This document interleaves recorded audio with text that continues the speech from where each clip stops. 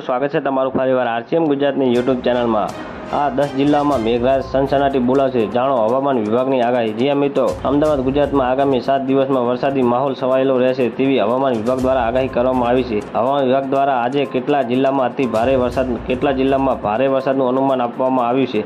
નોંધનીય છે કે અત્યાર સુધીમાં ગુજરાતમાં કેટલા ટકા કરતાં વધુ વરસાદ નોંધાયો છે। જી હા મિત્રો, વાત કરીએ તો કે 10 જણાવ્યા પ્રમાણે રાજ્યમાં આગામી 7 દિવસે વરસાદની આગાહી છે। 12 થી 15 તારીખે સુધી વરસાદ માછીમારો દરિયાને ખેડવાનું પણ ચેતવણી આપી દેવામાં આવી છે। જી હા મિત્રો, એકે દાસના જણાવ્યા અનુસાર પ્રમાણે આજે વલસાડ, નવસારી, તાપી, ડાંગ, સુરત, ભરૂચ, અમદાવાદ, ખેડા, આણંદ, સાણંદ અને સૌરાષ્ટ્રના તમામ જિલ્લામાં અતિ ભારે વરસાદની આગાહી કરવામાં આવી છે।